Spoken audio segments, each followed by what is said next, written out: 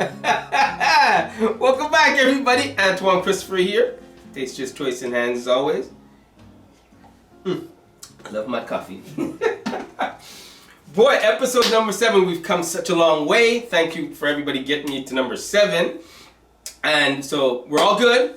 And lately everything's been going good. Art's been going good. And today I'm going to talk to you about shot composition, because I always get some questions about, shot composition. How do I come up with placement? What makes me determine a picture that I'm going to use to draw or reproduce or whatever it is. I don't like to use that word reproduce because I am drawing it. But anyways, so today that's what our focus is going to be.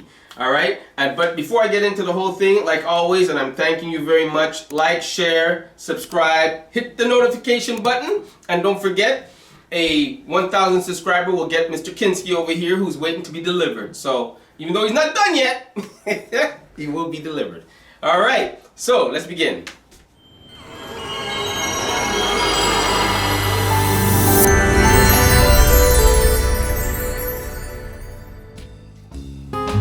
I got a real treat for you. Today, I busted out the original Muhammad Ali. That's right. Muhammad Ali, back then known as Cassius Clay. This is when he won the title against Sonny Liston, youngest. This is a really great project. I love this project. I love this thing. I'm not taking it out of the frame, as you can see, bubble wrap, because just the frame alone is very expensive. So I'm going to be talking with the bubble wrap on, because I don't even trust myself anymore. It's been years since I even looked at this thing. So forgive me if you don't like the bubble wrap, but it's not going anywhere. Okay, now, shot composition, what it is. Now this, remember, everything I tell you, I want you to know, this is my view on how I approach it. Okay, there's a lot of artists out there. They all have their own take on it. There's the exact definition of shot composition. Everybody pulls different things from it. This is what I'm pulling, and I want you to know that, all right? So that being said, so basic composition is, we're going to talk about the shots. We're going to talk about the rule of thirds, symmetry. Everything leads into lines, framing, and focus. So everything's going to be explained here. So when you have the shot composition, obviously the shot composition is what you want to see. That's basically how I approach it. Okay? Rule of thirds. In film you have the rule of thirds with the lines, 2, 3. You have, in your drawing, you have one shot to do it. Okay? One shot to make that happen within the drawing. So that's why composition, where you position your character and where you want the eye to go, is very, very important. And this is, so for me, explaining this and leading into the lines of the whole thing is how I go about it. The framing, obviously, the framing is the entire thing, what you want to include. Now, if I was to make him, let's say, bigger, all right, that would take away from Ali, because Ali's the king, Ali's the champion, Ali's the man walking away with the belt. This is the man going this way into defeat, going off to the abyss, all right, darkness. So the main focus should be here. Secondary over here.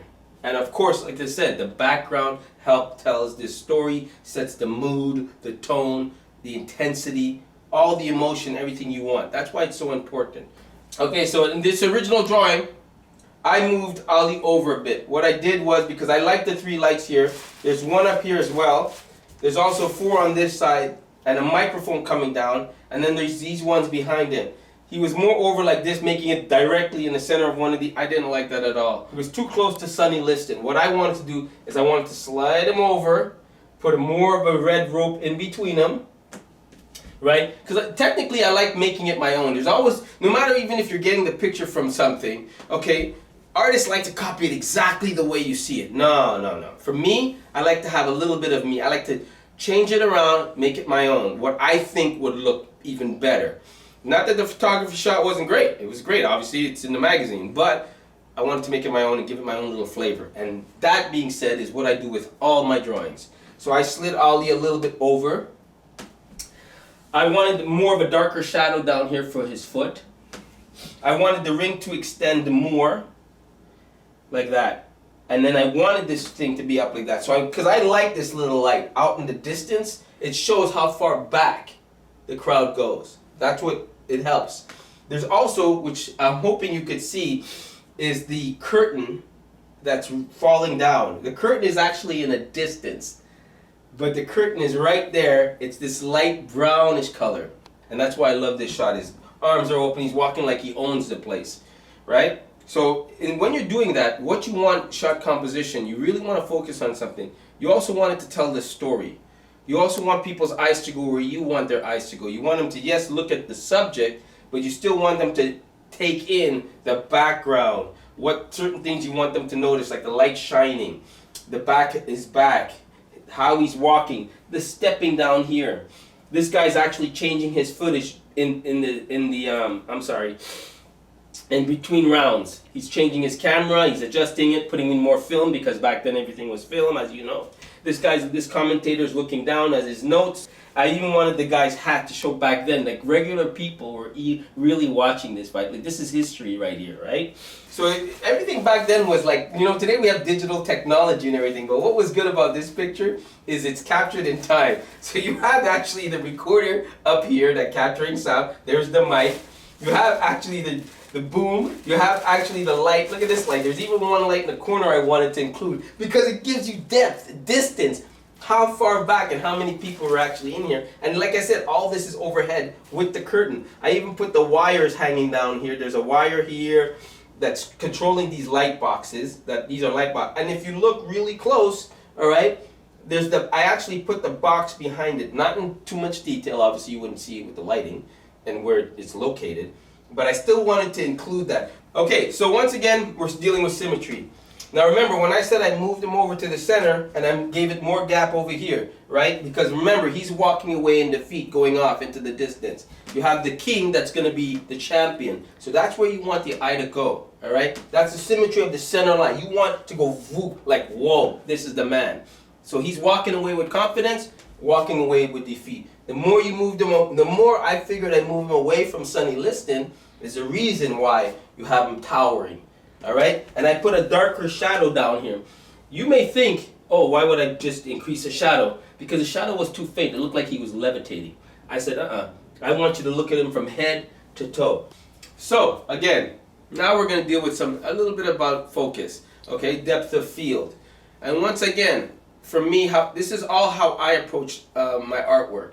Okay? And creating what I need to create. So I've told you a little bit about choosing my subject and creating. So now I want to create depth of field. How much am I going to blur this guy? How much am I going to blur the lights? How much do I want Ali to come forward? All right? For this particular one, because of this particular one, and remember, each one has its own approach. I wanted him to be focused but not focused. I wanted him to be sharp, because I still wanted you to see him. So what I did was, obviously I blurred the lights. I didn't make them sharp edges. No, you blur the lights. That's not where they want the eye to go, but you want it to be there to help tell the story, like I've said before. Up here as well. These lights, I wanted them to shine bright. So what did I do? I made these sharper and more white, as you could see in between. Boy, that was really white. I even forgot myself. And then I wanted to put the shininess on the gloves to show you the beating they're taking. Right? And the shorts, obviously the shorts are satin. Just because it's white, you still have to make it look like satin. And then you have to make his look like satin.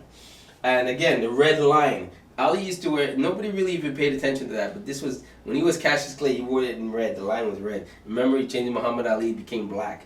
And I always noticed that. In Cassius Clay, the CC was gone. So it became that. And you know, Everlast was a big brand back then. So I wanted these things, that's you know, telling the time period of it, right? Because look at the boxing shoes, how they were old school. So all this is focus. All this is part of the focus of it, okay? And again, choosing your subject, choosing my picture. I look for. It has to tell me a story. It has to feel. I have to have a feel for it. Okay, I'll put something that I want to draw, and I'll leave it up just like that for about 2 days, and I'll look at it. If I'm feeling it, I'm feeling it. Does it reach me? Can I change it around enough to make it my own? All these things go through before I just start creating it. And then I do my pencil line, but that's another story. I want you to remember, it's very important to me that, like even when you're doing Instagram, pay attention to composition, what's behind you. You know what I mean? Create the mood. You know, people go like this in front of a mirror, but you're not creating any mood, which will make a better picture. And that's what you want to do. So, again, when you're taking a basic Instagram picture, whatever it is, just when you're drawing, even in film. Pay attention to shot composition. Pay attention to the rule of thirds, you know, making sure everything is balanced out, even symmetry, leading lines, framing, and focus, where you want the person's eye to go. All this helps create what you want to create. All of it. It's all part of doing a masterpiece. Even though I don't like to use that word, I just think everything's a masterpiece when you draw, but that's another topic. Okay? So I really don't like using that word, but when you're creating a perfect drawing for yourself that you like, pay attention to these things as well. The background is just as important and as the person or the subject that you're drawing, or whatever it is that you're drawing.